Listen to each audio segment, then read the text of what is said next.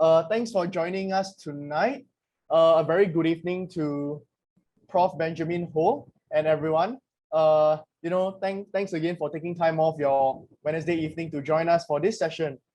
So I'm Geoffrey Lien, a member of the Young China Watchers Singapore chapter, and I will be your moderator for this session. So our speaker today is Professor Benjamin Ho. From NTU RSIS. He's an assistant professor with the China program and also the deputy coordinator of the master's program at the RSIS, the Masters in International Relations. So Professor Benjamin Ho holds a PhD in International Relations from the London School of Economics and Political Science. He is also a lecturer of the master's course on International Relations of Northeast Asia and Singapore's foreign policy at RSIS. Now, his research focus includes the study of China's international relations,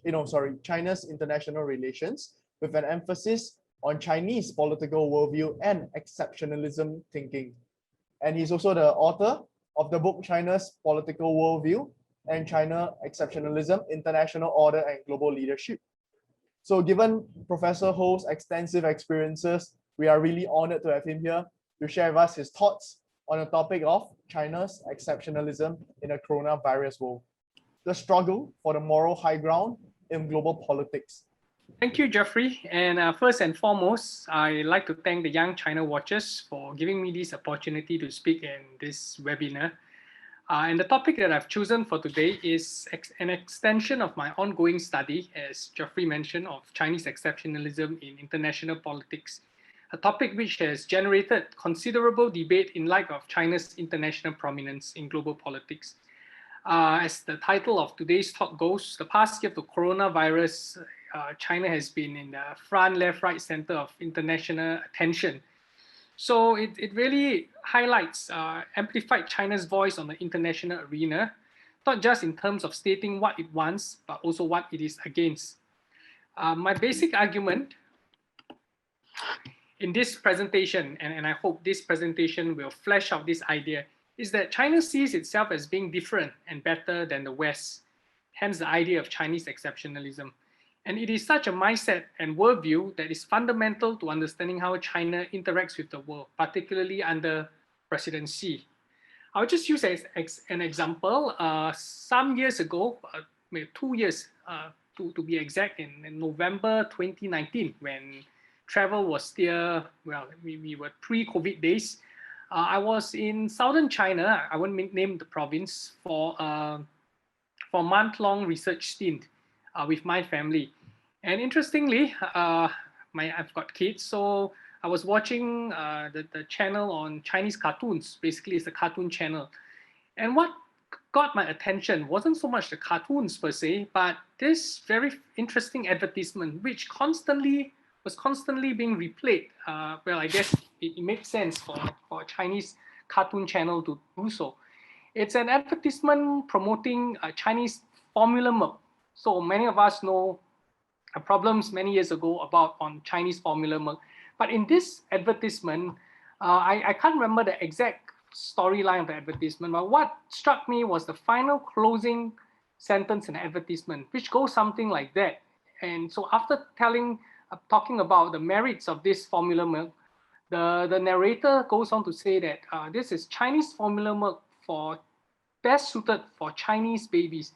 And that really got me very interested because in Singapore, and I'm sure many of you who are in Singapore will know, Singaporeans are, well, we're choosy over milk, but we have no qualms going to Malaysia, particularly, to buy formula milk. The idea that there is a specific milk formula that relates best to a Chinese biological build, it's something quite foreign, and we don't quite understand it. Certainly, maybe in other parts of the world, there are such ideas. But to me, that really got my thinking that behind this is really the whole idea of that there is something unique about the Chinese, and it really goes down to even the biological composition, which necessitates formula milk that is specially curated and created for Chinese bodies.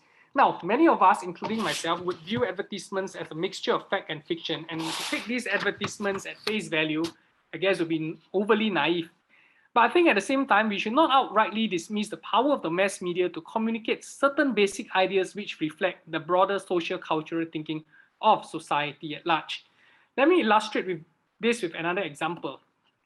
I'm sure all of us, just 2 months ago, this Oscars, 2021 Oscars, the film Nomadland, directed by Chloe Zhao, won the awards for Best Picture and Best Actress at the Academy Awards. And Zhao also won Best Director for the film. Interestingly, her victory was being scrubbed from Chinese social media sites by the following day afternoon. And searches on Chinese search engines had very few links to the Oscar news. You would think that being a Chinese, someone who is born a Chinese citizen, that would be certainly something to be very proud of. But there was no news about Zhao's win on CCTV, Xinhua News Agency, or even the Communist Party People's Daily the following day. According to a state media reporter, the country's propaganda ministry told the outlets not to report the win due to previous public opinion. Well, I've yet to watch the movie and cannot comment on the content on the film, but according to the Global Times editorial, as follows, it really highlights this issue of how Chinese American films have got very different characteristics, and no surprise, Chloe's film was seen as a film that is really more of that. Well, in this case, it has winning the Oscar awards means it has touched American society, but not necessarily Chinese society. So what this above illustration shows is there are real differences between American and Chinese societies, at least according to Chinese thinking, as this Global Times editorial hints. And that these differences need to be accounted for if we are to understand and make sense of Chinese political behavior. So in my following presentation, I will discuss China's response to the events of the coronavirus pandemic and argue that what is fundamentally at stake for the PRC is a struggle to gain the moral high ground in global politics and to demonstrate its superiority to the West. Three core narratives have framed China's response, that China is responsible power, it is a cooperative power, and it is a serious power. And taken together, I argue that underlining these three storylines is a pursuit of Chinese exceptionalism, and that PRC leaders are attempting to show that Beijing is both good and different from the West, particularly the United States. So this is the outline. First, I'll do a brief discussion of exceptionalism in global politics. I'll go on to discuss how link Chinese exceptionalism to the pursuit of the moral high ground, and I will go on to discuss the three main themes of my presentation, and finally conclude with some reflections and implications as to what that means in coming to terms with Sino-American competition and its effects in this part of the world. So to kick off, I'll briefly speak on the relevance of exceptionalism in global politics. This may sound a bit theoretical, but I'll try and make it something more relatable. Skeptics of this approach may pose the question, do not all countries with few exceptions consider themselves exceptional in some sense? If that is the case, how would the concept of a specifically Chinese exceptionalism offer us new insights into Chinese political behavior? So this is a question that if you're in academia, people will be asking you. To this, I argue that this is precisely why Chinese exceptionalism is important. So unless we are prepared to argue that all countries consider themselves exceptional in the same way, then the point is that the differences that constitute the reasons for their self-perceived exceptionalism have to be accounted for. In other words, different countries consider themselves exceptional for different reasons. And that's my first point up here. Some appeal to history, others talk about their superior model of governance, while still others see themselves as enjoying the favor of divine providence. To this end, I argue that the country's sense of exceptionalism is crucial as both a means of fostering national identity, who are we, and the framing of its international relations, what should we do? In other words, the idea of exceptionalism is not simply a rhetorical device, but is also concerned with the social, cultural, and political characteristics of states and their relations with others. And moreover, and this is really the third point over here, unless we are prepared to argue that all belief systems and institutional arrangements are equally likely to produce desirable outcomes in terms of affluence, population health, human dignity, then we must acknowledge that some are better than others. And this is really the key idea behind exceptionalism. It's not just the point that we are different, but we're actually better. So what then can be said for Chinese exceptionalism? Following from the earlier discussion, I argue that Chinese exceptionalism, in its broader sense, is associated with the idea of China. It can be defined as an interwoven bundle of ideas that together represent a Chinese creed or ideology that continues to wield substantial traction among the Chinese public and within Chinese political culture, and shaping how the Chinese think about China's power and influence. And such an ideology conceives of China as being good and different. Good in the sense that China's international politics and foreign policy are superior in a moral sense to others, and different in that way that China has a distinct way of perceiving the world, one that is shaded and influenced by its cultural traditions and history. So the idea of Chinese exceptionalist rhetoric is frequently espoused to emphasize that China is different from others, it is destined to be a center of the world, while at the same time celebrating the moral quality of China's international influence. I will not go on talk too much about the idea of Tianxia, but if you're interested, you can ask me later on, and I'll be happy to discuss. Seen this way, so if you use this as a rubric and a framework of understanding China, I would argue that Chinese exceptionalism is all about giving Beijing the moral high ground with which to frame its political discourse within, so that it is able to cast itself as a nation that is both different and superior to the West. And why is this moral high ground important to China? I'll briefly mention 3 reasons. One is that morality matters in Chinese politics, and perhaps much more than in the West. Studies by scholars in the 80s and 90s have shown that Chinese societies, or perhaps more accurately, East Asian societies, which one might argue Singapore is part of, are influenced by Confucian ideas, and they pay a lot of attention to moral issues. This is not the place to repeat the Asian values theme and other related debates, except to say that the study of international relations has unfortunately overlooked such ideas in our analysis of global politics in favor of other aspects such as economic growth and military budget. So that is a problem that IR scholars in our field have, that we don't take into account sufficiently the idea of morality.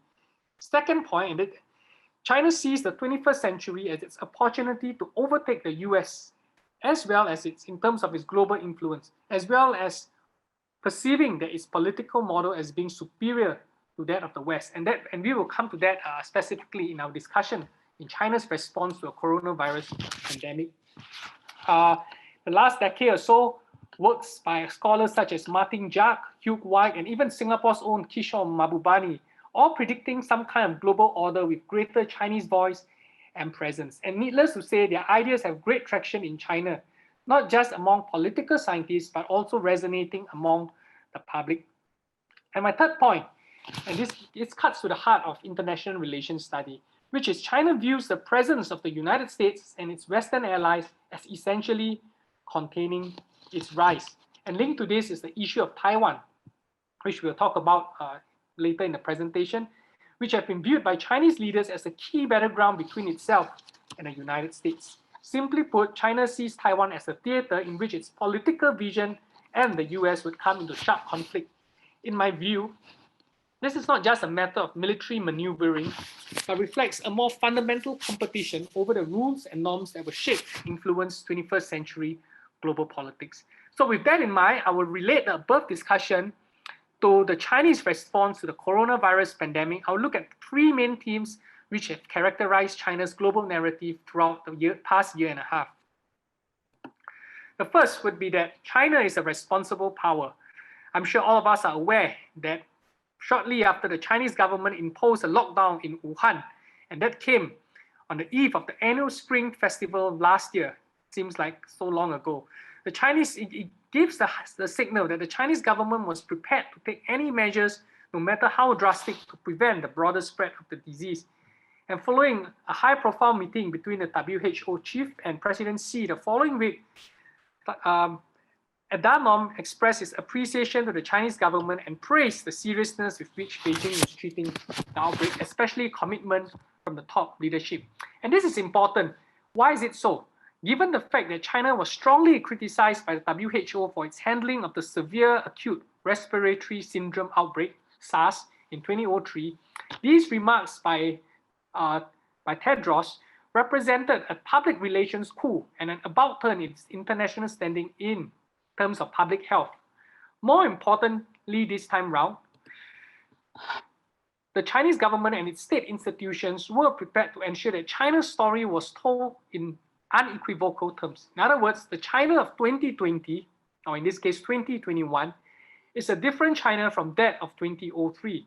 And Beijing's response to the pandemic had vindicated the Chinese government as not only being more transparent than before, but also highly responsible. Unlike 2003, and some of us might be following that back then, where there were competing and sometimes confusing public narratives to SARS, including those which portray China in a negative light, China's 2020 story was a highly consistent one. That is, China is a responsible power and will fulfill its global responsibilities to the world. So this statement by Foreign Minister Wang Yi highlights the idea that China is proactive, responsible, creative, courageous, etc., etc. So I think this is something that this is one key idea that in the course of the coronavirus pandemic, this idea has been being fleshed out, and this narrative was further amplified by the Chinese government mass diplomacy, in which Chinese public and private institutions donated masks, test kits, and other personal protection equipment to over 80 countries that were hard hit by the coronavirus, including European countries like Italy, the Czech Republic, and Serbia, as well as those in Middle East and Africa. And according to its deputy foreign minister, China empathizes and is willing to offer what we can do to countries in need.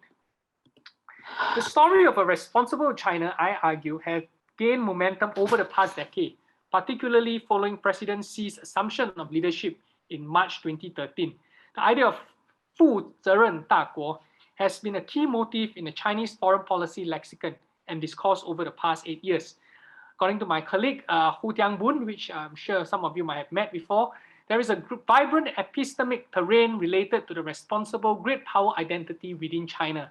And for some time now, Chinese elites have been debating intensely the kind of responsible power that China should be. But how is this big power responsibility important for Chinese international politics? And how does it serve the interests of the Chinese state in real, tangible terms?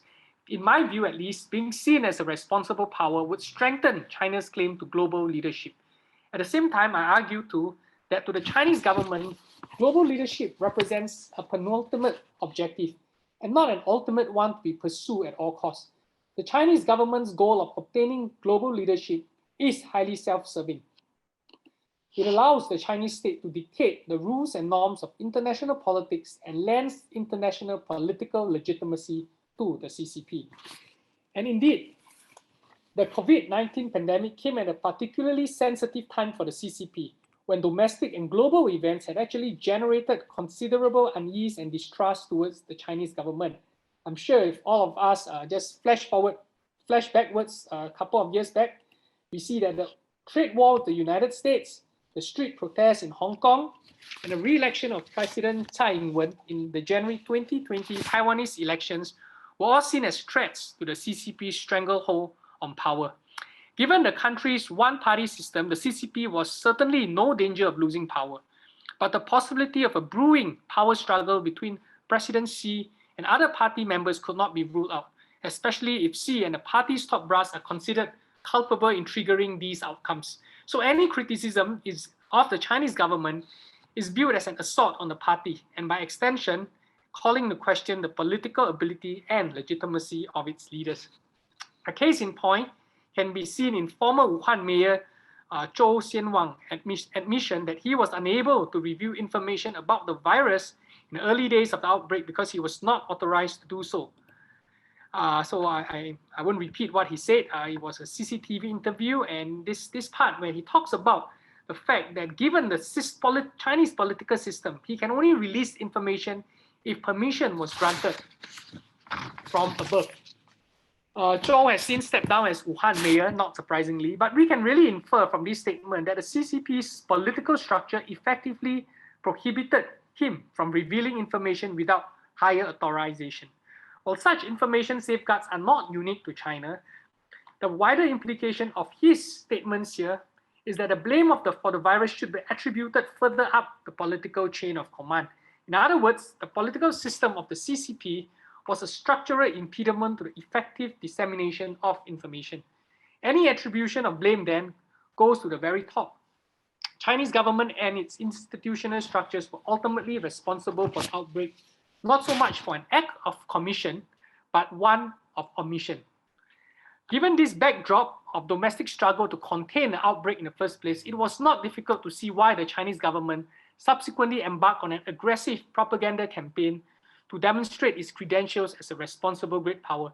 And this not only gave China the opportunity to show its commitment to dealing with global issues, but it was also used to confer the Chinese government with a moral quality in that it was responsible, could be trusted by others. My next point, which is China is a cooperative power, in that it was not only responsible internally, but it was also be prepared to be an international good Samaritan, even putting its own citizens in potential danger to help others. The outbreak of the virus in Western Europe in early March saw the Chinese government send both medical supplies and Chinese experts to provide aid to the affected regions. And really, this whole idea of Chinese humanitarian assistance highlight a bigger narrative at work, that China wants to be seen as self-sacrificing and ameliorate international criticisms that it is a global free rider. Part of this reason, I argue, lies in CCP's attempts to construct its international image. And this is something that President Xi very recently talked about in his speech to at the Chinese meeting, where he talks about the need to improve China's international image. Under President Xi, many scholars have highlighted that China has moved from a period of keeping a low profile internationally to a new era when it strove for achievement. So in this context, I argue that China's provision of medical and humanitarian assistance is really part of a wider political diplomatic objective of projecting China's voice on the global stage and offering Chinese solutions, 中国方案, Chinese solution to global problems. And there are two reasons. One, it demonstrates the viability and therefore superiority of Chinese ideas for meeting global problems. And two, to cast a favorable light on the mainland Chinese government as part of a political contest for influence between the PRC and the ROC, Taiwanese government. In recent years, the growing prominence of China has resulted in the Chinese state conducting more activities to further isolate and erode the international influence of the Taiwanese government. And I'm sure all of us have noticed over the last few months, where we see many Chinese aircraft flying over Taiwanese airspace. This is not the place to recount the complicated character of cross-strait relations, but it is important to note that the COVID-19 pandemic has engendered considerable cross-strait dynamics with both the PRC and ROC government, both using the crisis to showcase their success of combating the coronavirus to the international community. And this suggests that despite the mainland Chinese government's formidable propaganda machine, the ROC continues to be a thorn in the side of the CCP's international branding and attempt to obtain greater soft power. The issue of Taiwan remains a core national interest, and no Chinese leader can be seen as compromising about it. Given this backdrop of diplomatic competition, it is not surprising that the PRC and ROC governments have both been highly sensitive to each other's political maneuvers during the pandemic. Indeed, Taipei's considerable efforts and success in combating the virus, at least up till the past month, have resulted in international praise and accolades, while Beijing's early problems have been criticized by a number of Western countries, especially the US. And this diplomatic tug of war pitches the PRC and ROC against each other in a tussle for recognition as the representative state of China in international society. As such, it is possible to argue that the two governments are involved in a one-upping game of political brinksmanship, each trying to outdo the other in procuring international social capital and a moral high ground of recognition and cooperation as a responsible stakeholder. My final point will be that of China as a serious power. And by that, what I mean is that not only China wants to be seen as responsible and cooperative, it also wants to be taken as a serious power. It means that in the past year, the term wolf warrior diplomacy, 战狼外交, has been used to describe China's diplomacy, which is seen as moving from a conservative, passive, low-key to more assertive, proactive, and even high-profile. While part of this wolf warrior diplomacy could be attributed to soaring nationalistic sentiments in China, a more important factor, I argue, was due to the perceptions among Chinese political elites that the Western media was inherently biased against Beijing, and that it was important or paramount for China to tell a better Chinese story to challenge its critics. And from China's, as one scholar puts it, from China's perspective, wolf warrior diplomacy is a direct response to unfair approaches by other countries, especially the US, towards China and the Chinese people. At the same time, there is also an emphasis on the superior China model, be it fighting COVID or in other fields of studies.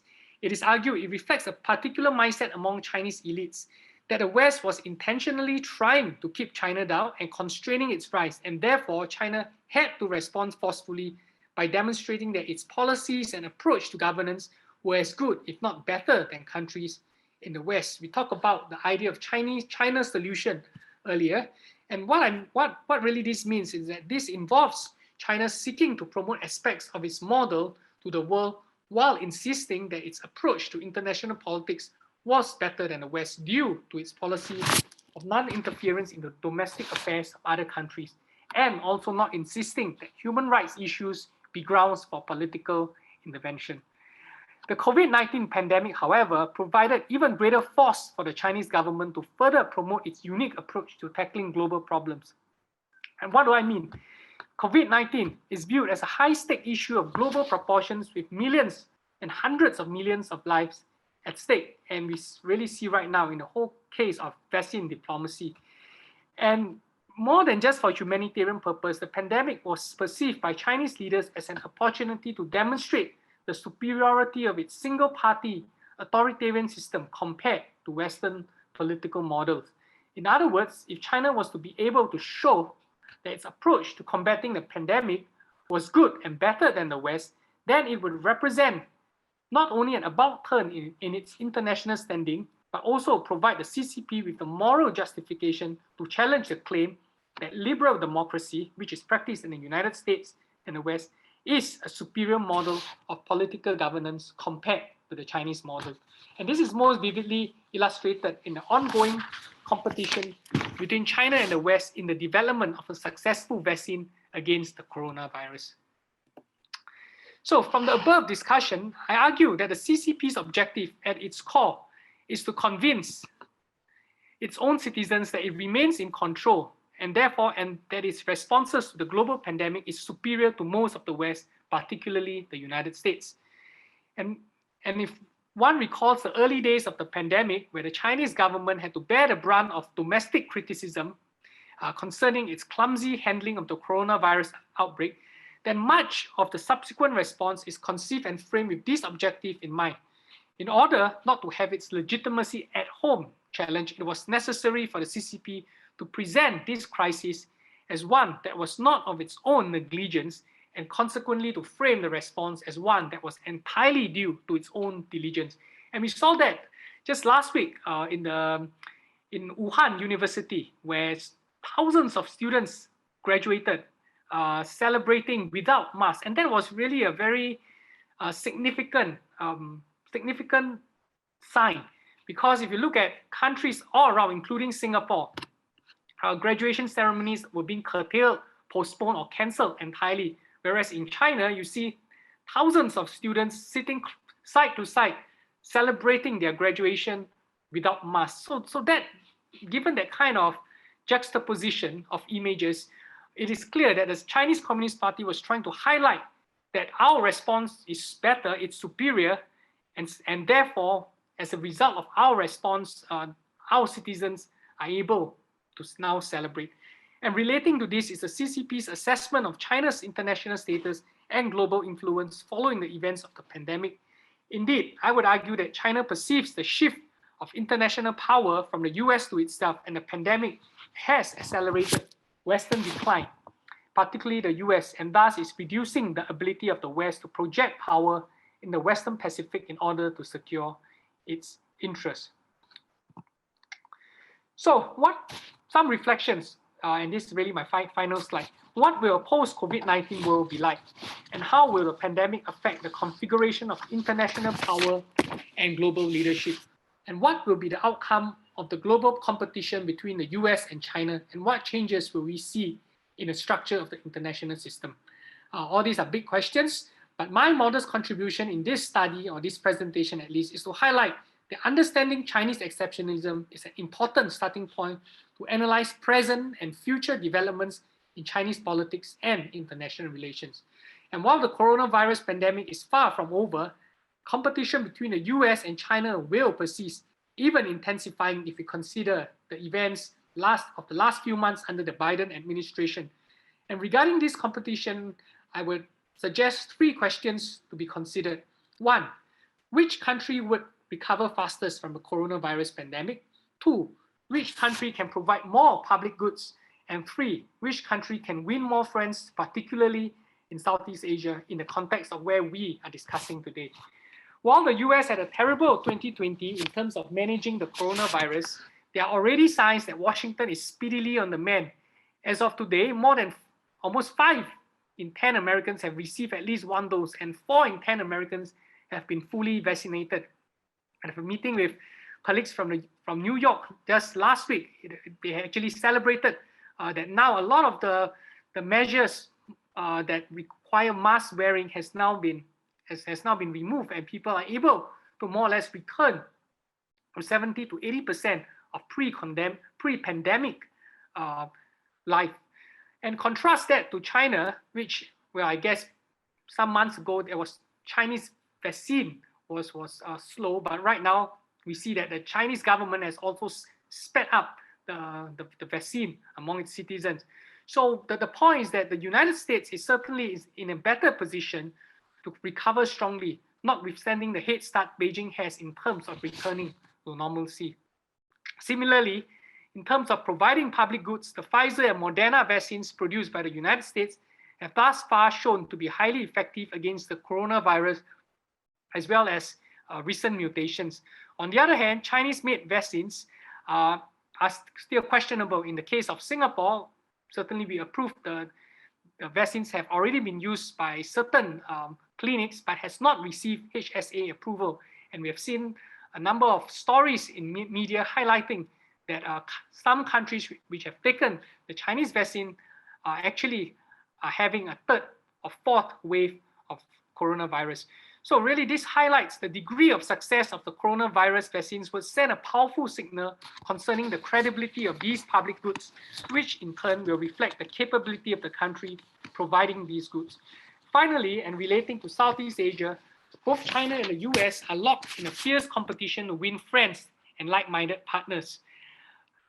Professor David Shumbo from the Elliott School in Washington has published a book on this, arguing that we are witnessing a comprehensive competition between both Beijing and Washington, and this is most clearly fleshed out in Southeast Asia.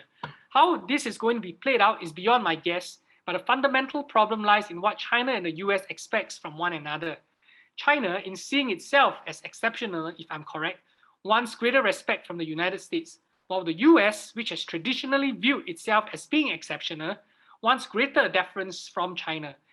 That said, it would be naive to think that both superpowers have a duopoly of power that allows them to resolve global challenge all by themselves. While many countries, particularly smaller ones like Singapore, would prefer Sino-US relations to be less combustible, the possibility that the COVID-19 pandemic is, and will result in deep structural changes in terms of the balance of power and influence cannot be ruled out. While it is likely that China's global role in the coming years will continue to grow, its actions will be closely scrutinized by countries in the region, and it would be expected to back its claims to exceptionalism and great power status with a similar level of responsibility and contribution. So with that, I've come to the end of my presentation, and I'm happy to spend the next half an hour or so having an open discussion. Thank you. Thank you very much, Prof. Ho, for the insightful sharing. And now we'll move on to our Q&A session. So if anyone has any question to us, you can either click on the thumbs up reaction emoji and we'll get to you accordingly. Also, please kindly identify yourself before you ask a question, or you can just share your question in the chat box itself. So as moderator for this session, right, I'll kickstart the Q&A with a question to Prof. So Prof, thanks again, on this topic of exceptionalism and global politics, right? As what you shared earlier, exceptionalism is often used as a form of influence, and a lot of China's concept of Chinese exceptionalism stem from its recent economic rise and rather effective manner of handling the COVID challenges. But how they have tried to sell it around the world, for example, in the form of wolf warrior politics, hasn't won them much support. And for certain countries, it had even served to push them further away. So the question I have is that going forward, right? I mean, not in the near term, but in the longer term, because near term likely nothing will change. But in the longer term, possibly even beyond presidency, how do you think the country's approach to international politics will possibly change? Especially with with changing demographics, with expectations of the general population changing, and how do you think that their approach to global politics will possibly change? Oh, thanks, Geoffrey, for asking the most difficult question, because if I could answer that question, I'm able to look into the future, because you mentioned very long term, and I would say in a very long term, really, it's anybody's guess. The thing is that reality, or rather events, have a way of shaping our reality. And nobody imagined this COVID-19 coronavirus pandemic. I'm sure there are people who have done all these events forecasting, horizon scanning, like what we do in Singapore. But a lot of time, events have a way of just changing the way we understand the world. But I think the long term, and this is I've just completed reading a book. This book entitled "Democracy in China" by this Professor C.G. Wei, and I think from Hong Kong. And in this book, he makes this very sharp argument to say that without democracy in China, China rise will be kept. His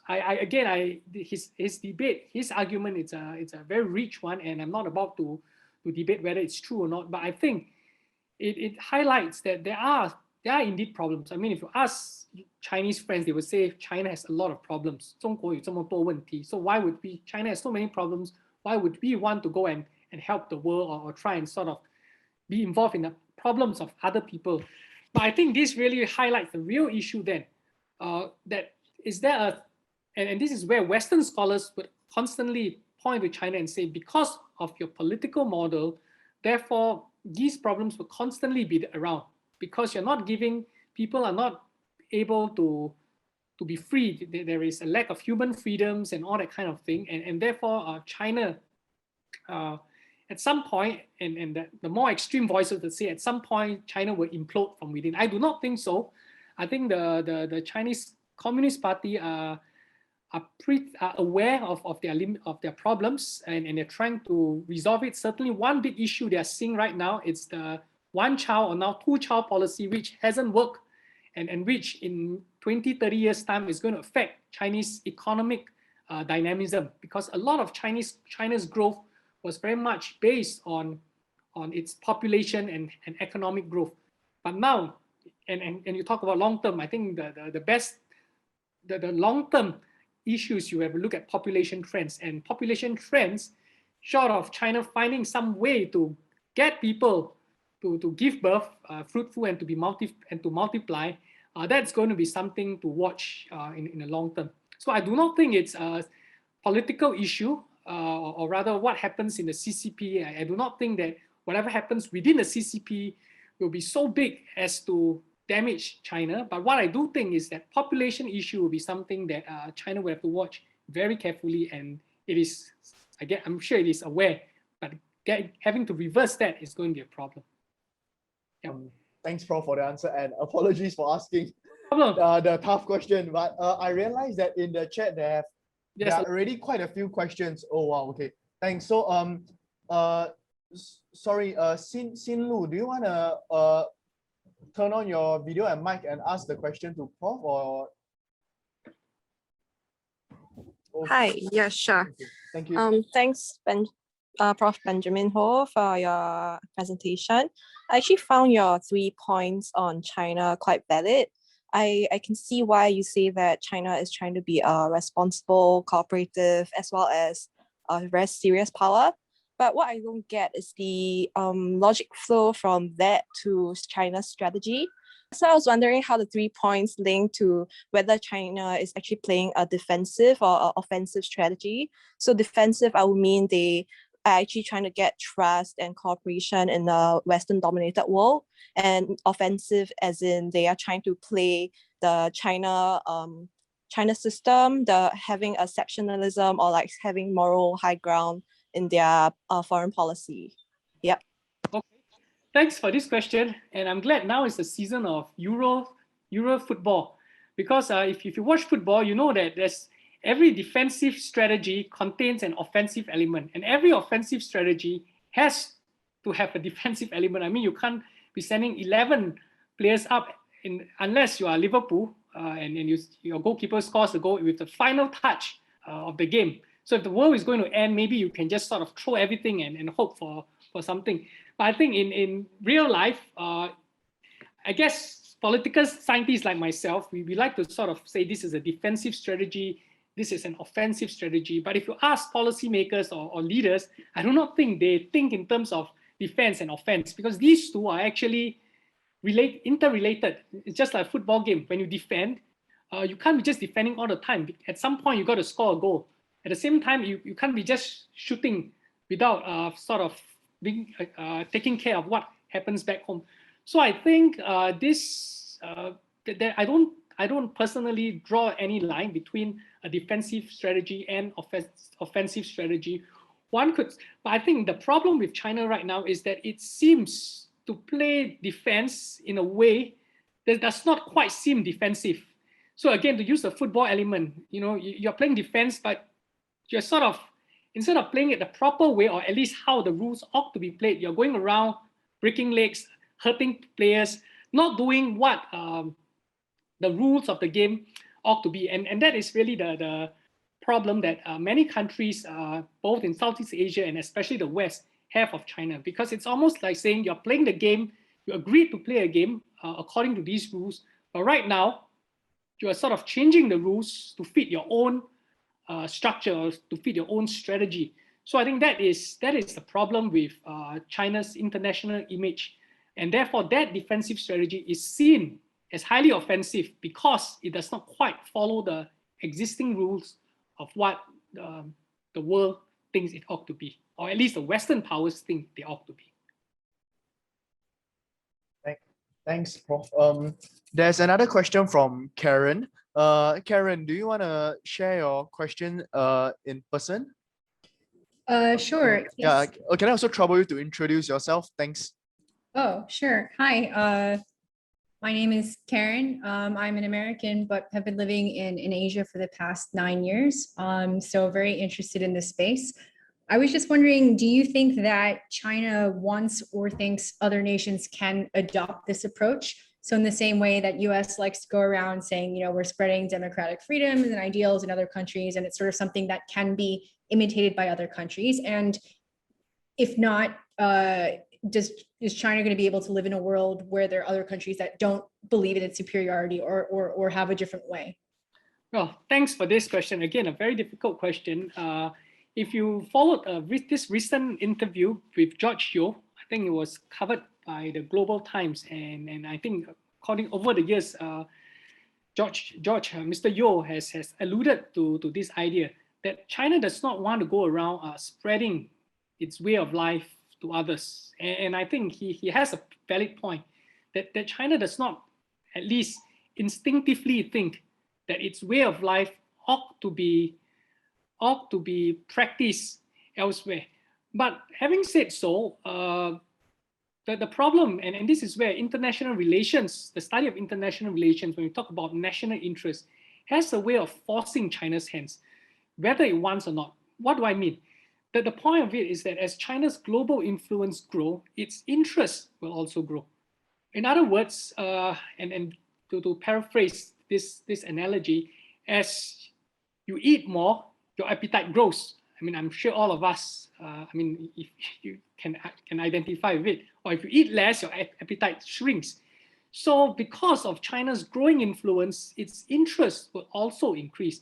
And because of its increased interest, at some point, it would have to want to have these interests being reflected or being preserved, protected in other countries. And what better way to have these interests protected than to have those countries having similar systems to your own.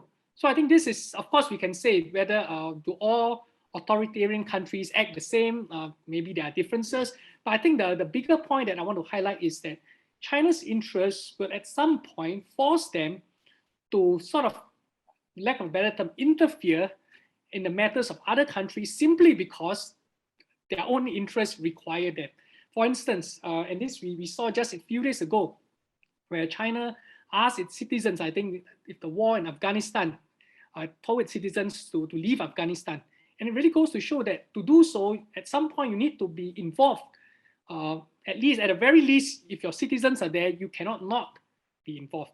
So I think this is the challenge. And I do not think that China wants or thinks other countries to adopt their approach, but that does not mean that China does not want other countries to sort of have policies in place that would favor China. And I think this is where the line gets a bit hazy, because what are these policies ought to be? And does it mean a shift in the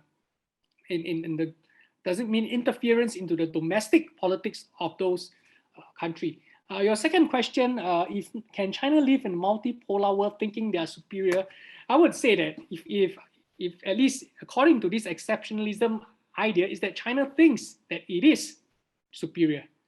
Whether this superiority will be fleshed out or whether that can translate into actionable policies is one thing, but certainly in the Chinese mind, they are superior. The idea of 中国 is very much an idea that we are in the center of the world and we are superior, and those outside of China are known as barbarians if you go by this cultural logic. So I'll stop here. If I'm happy to take a follow-up question if you have. No, thank you. That's very interesting. Thanks, Prof. So next question is from Ralph. Ralph, sorry I couldn't get to you earlier. I saw your hand was up. Do you want to share your question in person? Yeah, no, thanks, Geoffrey. Thank you, Benjamin. I'm Rafael Pantucci. I'm one of the founders, actually, of YCW. I'm based here in Singapore, and I'm also actually a fellow RSIS colleague. So, but I've joined, I think, during the pandemic year. So, you know, it's been odd in terms of not meeting people there. But anyway, I had kind of two questions I want to ask after a really interesting presentation. I think the first question was, how do you think China measures its level of success of this sort of external messaging that it's doing? What do you think are the kind of metrics that they're looking for in terms of saying, yeah, this kind of messaging is working out really well, the world's with us on this one, you know, vaccine diplomacy is working? What numbers or metrics do you think they're looking at when they're trying to gauge that? And then the second question is, you know, this whole wolf warrior diplomacy stuff, which, you know, has gone down like a lead balloon in most parts of the world, you know, and it's just not very popular, but it doesn't stop. And it seems as though MFA people double down on this. And so I'm just wondering, what do you think is the long-term plan with that? I mean, you touched on this a bit in your presentation, and you talked about it within the kind of domestic context, and how it was kind of intended to show a strong China looking out to the world. But what, you know, they must realize that this has an impact around the world. And so far, the impact's been pretty negative. So I'm sort of intrigued as to why they're not trying to rein it in or tone it down or try to play it off in a new direction. So I'd love to hear your thoughts on those two questions. Thank you. Thanks, Ralph. And really, we should catch up soon when we're able to go back to office. I think on your first, I look forward to it. One metrics that Beijing use, it's very hard to sort of, I mean, I don't have access to some of these internal surveys in China. So I don't, I mean, if I do have, it would be great, but I don't have. But I think at the very least, China certainly does take into account international opinion. And this is linked to your second question, but I'll take the first question first. One metrics would be the number of allies or countries that recognize Taiwan. And I did not touch that in my presentation, but if you look, I've got the numbers here. So, and this is important because Taiwan is seen as an extremely important core issue to China. And one way to sort of see, and this is not really so much on coronavirus pandemic, but really more on China's global influence. During the past few years under President Xi, China has been highly successful in pressuring countries to cut diplomatic ties with Taipei. So in 2013, when President Xi first came into power, Taiwan had official relations with 22 UN member states. But this has now dwindled to 15 UN member states, including seven states which cuts ties with Taipei in 2019 alone. So I think that is really a very tangible marker of its external messaging. That if you cut ties with Taipei, we will give you more economic benefits, more trade, stuff like that. Other ways in which it looks, so I think I'm sure Chinese scholars look at some of these Western surveys, be it the Power Index survey by the Lowy Institute in Australia, or even in Singapore, the Yusof Ishak State of the Region survey, where every year, last few years, we have seen that China's international image, or rather ASEAN countries, and impression of China has gone down, notwithstanding the fact that they recognize China as a more influential power. So I think these are ways where these are certainly metrics that China use. One could also talk about economic growth. I mean, as with all countries, but really, if you ask me, some of these, the Taiwan number of allies or diplomatic partners that Taipei has would be a very important metric. Which brings me to the second question: why, in spite of all this negative stuff emerging from the wolf warrior discussion, why doesn't Beijing sort of see it? My response is that I think Chinese policymakers are aware. Certainly, those in the foreign ministry are aware. I'm not sure about its average citizens, because, and this is something interesting, because many Chinese citizens actually plug into Chinese media. I'm sure we've got many friends, and many of them actually take reference from Chinese media, and Chinese media you will not be seeing some of these things. But even those who do not, I think they are aware of it. But the key, the broader storyline that the Chinese Communist Party has conveyed to China is that it's almost one of a siege mentality, that the West is against us, and therefore whatever they are doing, we've got to sort of hit back harder against the West. Again, I'll use a football analogy. If you still remember, there are football managers who sort of create a siege mentality within the club, so as to sort of create that kind of very strong esprit de corps that will allow them to sort of come together, band together, and hit back harder. And to that extent, I would say that in a way, the more the West actually tries to hit at China, the Chinese Communist Party use that to create the sense, that kind of siege mentality that gives the Chinese government the power to rally its own citizens. So I think that is something that we are seeing it happening right now. Yeah. Thanks, Ralph. Thank you. Thanks, Prof. The next question, it is by Wing Hong. Wing Hong, sorry, do you want to unmute and ask the question in person? Oh, sure. Thanks, Wing Hong. Sorry, my bandwidth isn't sure. Yeah, I mean, this is probably related to what Ralph asked. I mean, just would like to know that if there are any within do you think that it's possible that any members within the Chinese leadership are actually aware that while China's aspirations and nationalism should be acknowledged, perhaps the one of the best ways to preempt, right, this encirclement that's taking place along China's border, justifiably, right, the main view by Beijing as being orchestrated from Washington, right? perhaps one of the best ways is to actually respect the aspirations and nationalisms of our neighbors, right? Yep. I mean, I can say that one of Beijing's internal line of thought is that if Washington has a Monroe Doctrine and more or less claim the Western Hemisphere for itself, why can't we do the same, right? For the Asia Pacific. Yep. I mean, the thing about China is that her neighbors are not Mexico or Canada. It's like the Koreas, Japan, right? I mean, Russia and India. So what would be your take on any possibility on the change in the Chinese leadership's engagements with her neighbors in the coming years? Well, they have been engaging with at least Southeast Asian neighbors a lot in the past year. And given the fact that notwithstanding the COVID, we've seen Foreign Minister Wang Yi still clocking up his air miles over the past year. So I would say, and just 2 weeks ago in Chongqing, China and an China-ASEAN leaders meeting. So I think China is very aware that it needs support from its neighbors. In a recent RSIS commentary I wrote, I made this argument that China is, so if you look at US and the G7 sort of kind of alliance of democracies, China is certainly trying to create some kind of pseudo alliance with Southeast Asia. And that is certainly happening.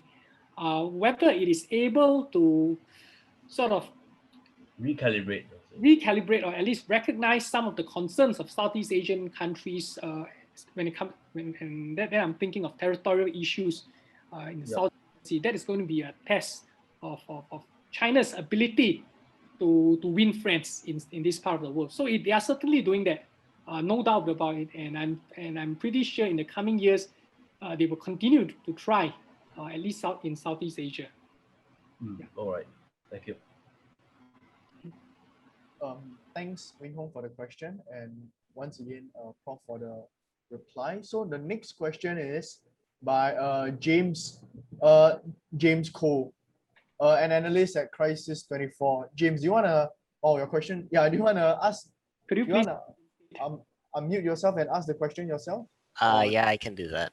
So Thanks. so basically on the topic of vaccines, since the efficacy of some of the Chinese vaccines has been questioned due to emerging evidence on the ground that they are less effective at fully preventing transmission or symptomatic disease, do you assess that there could be any eventual backlash in certain states, whether at the grassroots level or amongst elites, for relying on Chinese-made vaccines against China specifically, if they fail to help to properly mitigate local COVID-19 outbreaks? The second part of the question is, comments from Chinese health officials also suggest that the present health strategy is more focused on secondary prevention rather than on completely preventing transmission, and so they are overall they're unlikely to reopen anytime soon. And do you see that having any effect on China's recovery or economy?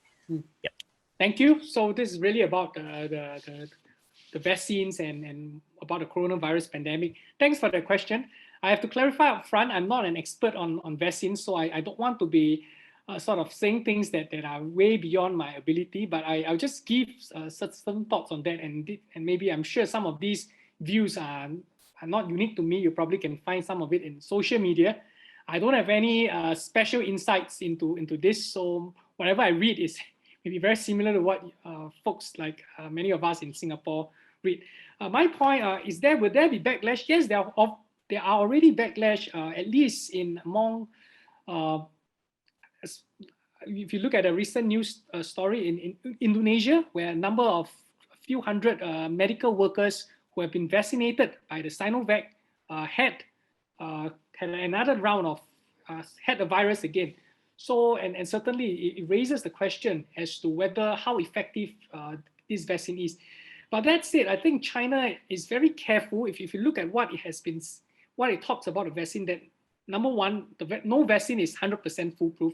And number two, it has been highlighting that there is a very high level of effectiveness in terms of preventing severe disease. So I think this is where some of the specifics of what the vaccine does we got to see that China is saying that, okay, sure, there might be people who after being vaccinated can get COVID again, but at least the chances of you having a severe falling severely ill is greatly reduced. But we don't have very clear numbers now, so it's very hard to say. I do not think that backlash will happen at the elite level, simply because, especially if these elites have got very strong interest between their own countries and China. But at the grassroots level, yes. And I think this is where, and this goes back to my earlier question on vaccines as a sort of provides that vaccine diplomacy is actually ultimately about trust and credibility. And whether you trust that country to provide information that a vaccine works as it's supposed to work.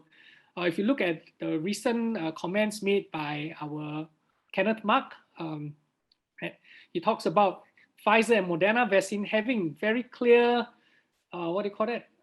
outcomes and efficiency, and the data is out there, whereas China has not yet submitted the data to HSA.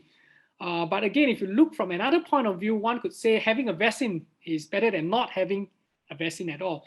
So it really, it boils down to different countries' threshold, tolerance, and how they assess and evaluate the vaccines.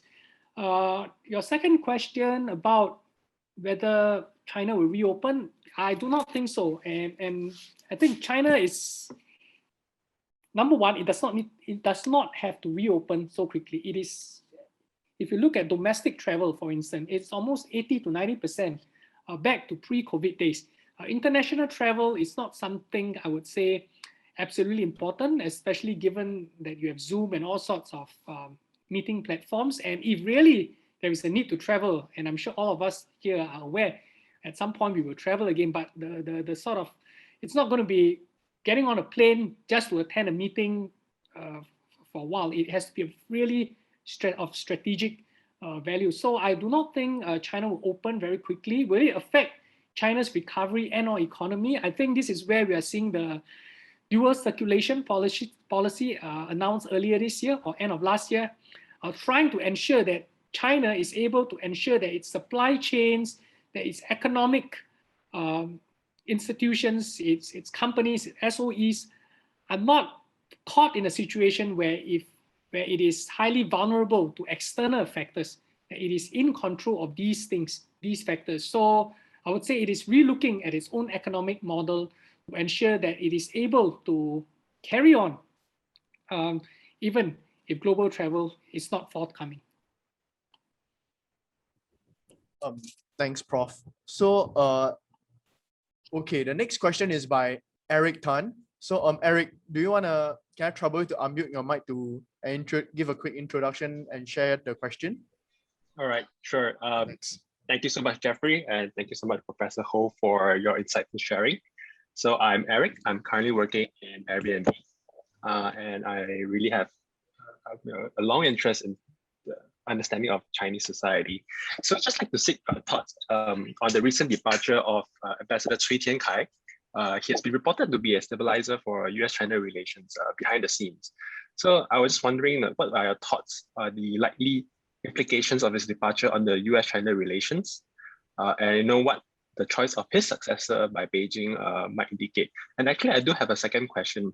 So riding on the understanding that China sees itself as an exceptional civilizational state, when China finally ascends to becoming the #1 power in the world, or at least in Asia, what do you think are the possibility or chances that they might rekindle some form of the tributary system, or perhaps like a neo-tributary system? Thank you. Thank you. So you mentioned this question behind the scenes. So as such, I do not have any very specific insights because it's all behind the scenes. But what I want to highlight, and I think this is just my own guess, and I stand corrected if I'm wrong. If you look at the Alaska meeting a couple of months ago, you would realize that it was Foreign Minister Wang Yi, as well as Yang Jiechi, yeah, was fronting the discussions with the Americans. So I think what we are seeing is that I do not know Ambassador Cui Tiankai. I'm pretty sure he's very well respected and very well known. But I would say that China-US relations is seen as really at a strategic level, and it's beyond just beyond the job of an ambassador. That means you have an ambassador, good. This is a good ambassador, but regardless of who comes next, I think the key thing that this is a really strategic issue that goes up to the very top of the Chinese leadership. So my point is that regardless of who replaces him, I think certainly individuals do matter, but the instructions to follow, the playbook to follow is set at the very top. So what are the choice of his success? I think moving forward, I do not foresee U.S.-China relations to improve. Certainly, whether it has hit rock bottom or not, I'm not so sure. But it certainly will not improve, given what I say, the very fundamental differences between the United States and China. U.S. wants greater deference from China, while China wants greater respect from the U.S. How do you sort of square these two seemingly irreconcilable expectations of one another? So the best we can hope for is really some kind of management of conflict, that whatever happens, it does not escalate into actual conflict. But we already see in the cyber world, conflict is happening every day. It's just that it's not happening in the world of guns and bombs and bullets. Yep. Yeah, thank you so much, Professor Ho. So I'm just wondering if you could comment on my second question regarding the possibility of a neo-tributary system that might reappear once China ascends to becoming the number one power. I think this tributary system, the debate has been, two schools of thought. So one school of thought would argue that this tributary system is essentially a peaceful one, where the tribute states sort of pay tribute to the center, and China sort of doles out advantages.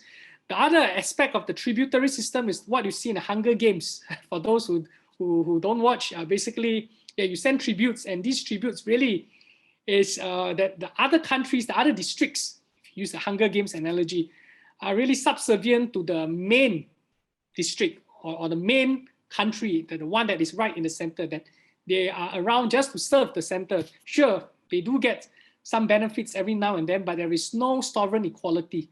The idea of countries are equal as much as it's possible is missing. The way I see it is not so much that that China would choose one over the other, but really a case of, as China, and this goes back to the earlier point, as China interests increase, its appetite will grow. As its appetites grow, it creates that kind of cycle where its interests continue to increase because it needs to sort of expand further. And it reaches a stage where, whether you call it a tributary system or whether you call it a new form of 21st century colonialism, I think it's up to you to call it. But the point is that it will eventually, it's going to interfere into other countries because of that.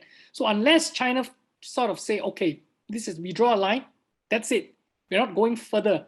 But I think, and this is where the problem of the nine dotted line, the 9-dash line is a problem in South China Sea, because China does not quite clarify this 9-dash line. It's a 9-dash line literally, and there's very little. And to claim the whole South China Sea as historical rights, it's not helping, because it creates all sorts of questions as to how you want to sort of draw, how far back in history do you go to, and what do those rights mean? And because China does not clarify it, countries in Southeast Asia, I would say, rightfully are anxious about what China's future plans might be. Thanks, Prof. So the next question is by Wataru. Wataru, do you want to unmute your mic and share your question? Hi, Professor Ho. Thanks very much for the insightful presentation. My question is just generally about what moral high ground means, and if I understand it, if I have misunderstood it in the way that I kind of see it as some kind of soft power, and I think that some people have already commented on how things can be perceived from the outside. But just in your opinion, what does moral high ground really look like, or what is it? What is the government trying to achieve by this moral high ground? Given that in certain spheres they have had to be pretty aggressive. They have had to be, you just mentioned a kind of 21st century form of colonialism when it comes to economic colonialism, for example. So just wanted to hear just your thoughts about how we can perceive morality or soft power or moral high ground in the way that you see it. Well, that's a great question on moral high ground. It's very hard to give a definitive answer. But I think the short answer to that is basically China claims that it is right. The sense of righteousness is very much fused into what I mean by moral high ground, that we have the right to act, and this right does not stem from some kind of because we're more powerful or because we are smarter or because we're richer, but simply because we are right. In that sense, there's a sense of righteousness being fused into this. So and certainly you see this. This is very clearly fleshed out in a very recent following the G7 meeting, where countries talk about China human rights issue. And if you look at how the Chinese responded, they basically pointed to the US, pointed to the West, and said, "Look at all these human rights infractions that you have done all around the world." I think when the Canadian Prime Minister wanted to criticize China as well, China just hit back, pointing to them, saying, "Look at what you guys have done."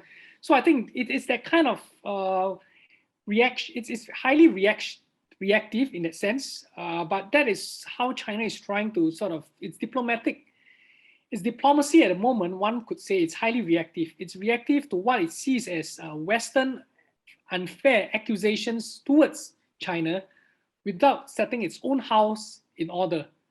And that's a very convenient and easy way to do it, because you just say, look at your own house. It's messy, it's troubling, and how dare you come and lecture us of what happens to our own house. And I think that China is using that very well. It is as a way to sort of gain the moral high ground, because it basically throws the question back to the West and forces the West to defend its own record, which I'm sure if you probe hard enough, you're sure to find some kind of problem. So I think China is playing a very clever game. It does not quite say what it is for, but it does say what it is against, and saying it in a very loud way.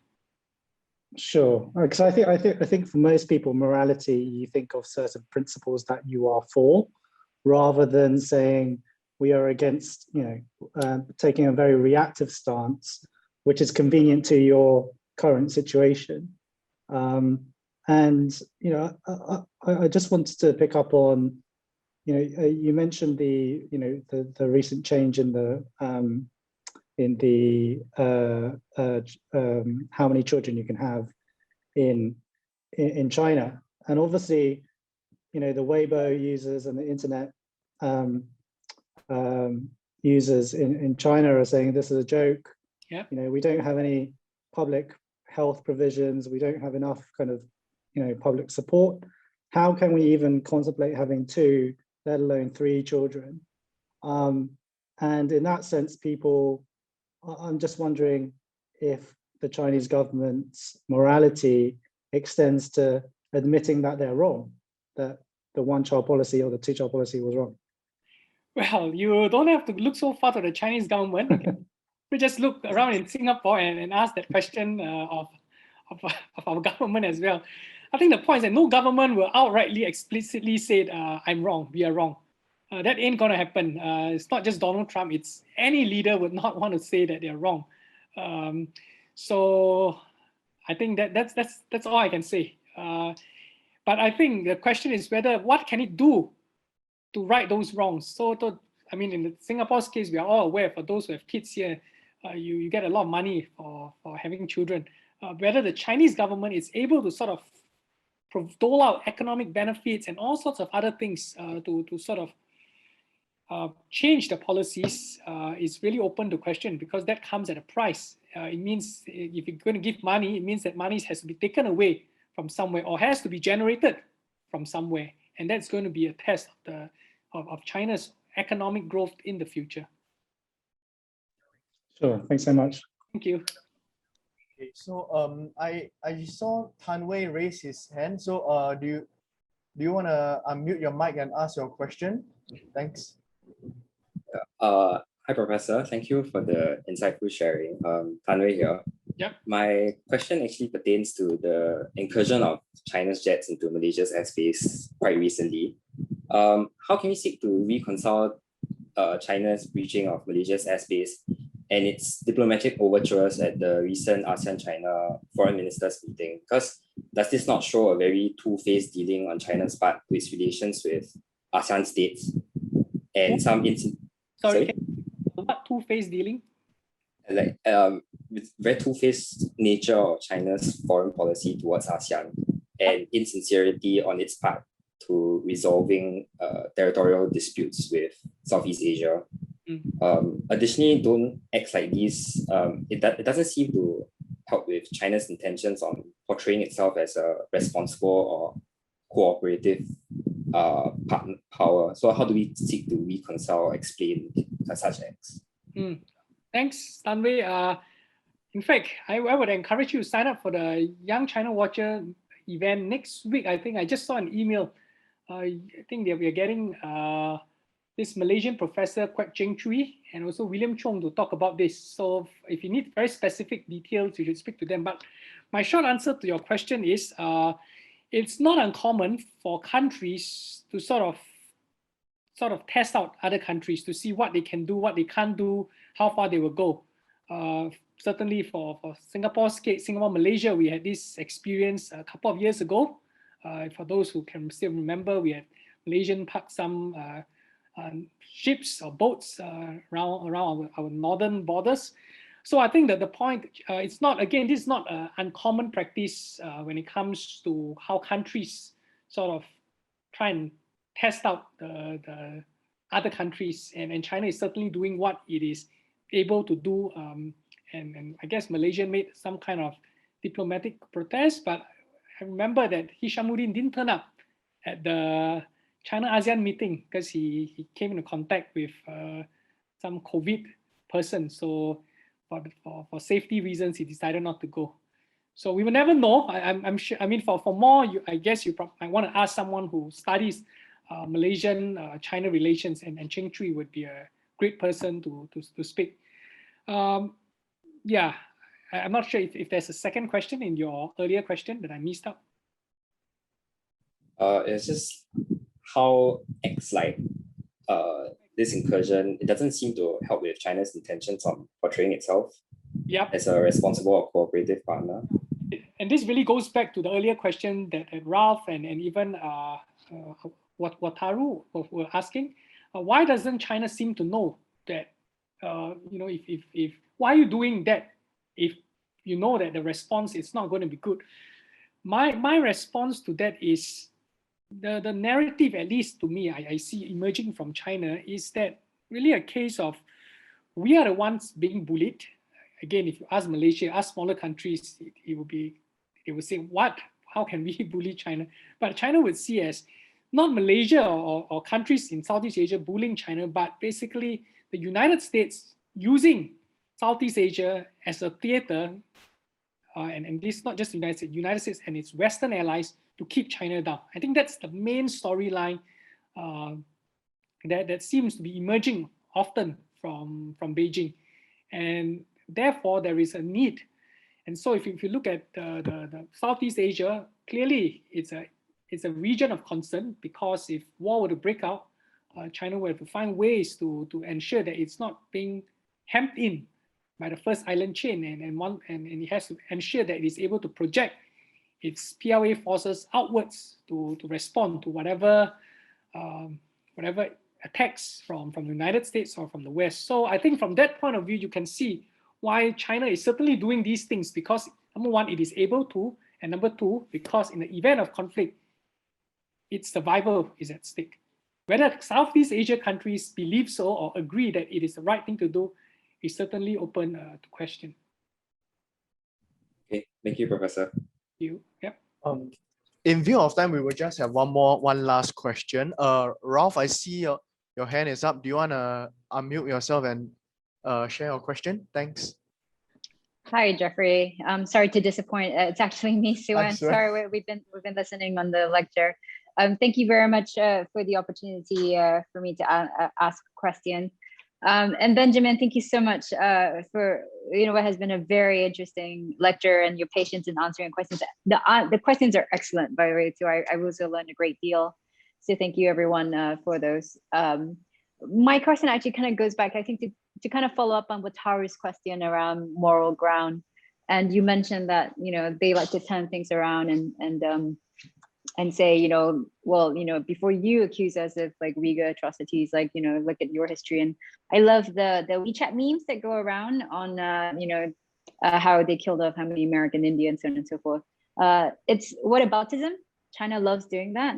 The question is that, and by the way, I don't know if you've ever read the human rights reports on the US that the Chinese government puts out. That's actually very interesting reading.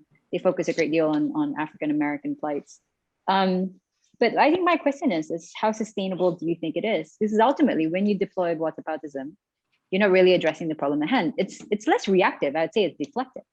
So I'm quite curious as to, at some point, it wouldn't be just Western powers, lobbying, I think, accusations, but eventually in reacting to what Chinese perhaps companies or governments are doing in other countries, and we may see similar accusations, for example. Do you think that whataboutism is going to, they're going to get away with it, and for how long? Thanks, Sue-Ann. Should I take just this final question, or are there any more? I think most of the questions from the audience are addressed. But I actually have one question from my end. So, Prof, are you okay with taking one more? Can. Thanks. Yeah, because my question is slightly more towards a European angle and Europe and China.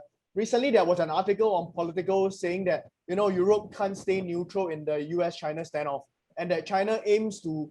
There was an allegation that China aims to create a world that's not safe for Europe, whether it's strategically, economically, or ideologically. And in Europe, currently, the two more prominent European leaders who can hold their grounds are, France, Emmanuel Macron, and Germany's Angela Merkel. And both of them have, in one way or another, stated that Europe needs to, unite and stand on their own and look after their own interests. But Merkel will be stepping down later this year. So my question really is, how do you see Europe-China strategy working out, in the short term? Because things are changing, and things are changing rather rapidly. So we'll hope to have your thoughts on it. Thank you. My quick answer, I don't study specifically China-EU relations. I think my colleague Friedrich Lien, who's German, would probably have a lot to say about that. But my quick response would be, I think for Europe, the concern is always Russia.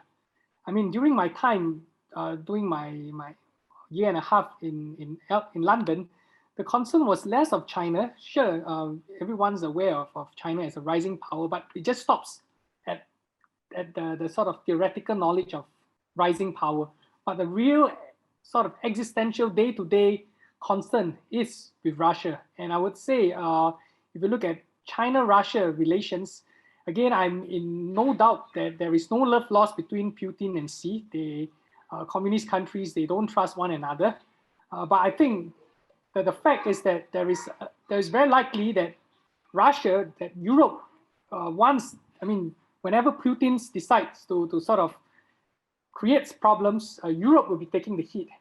And therefore, I think that is going to be a constant problem as long as Putin is in power. So I think European concerns will be less of China. Sure, because of Biden's focus on China, I think many of a couple of G7 countries would have to sort of follow suit.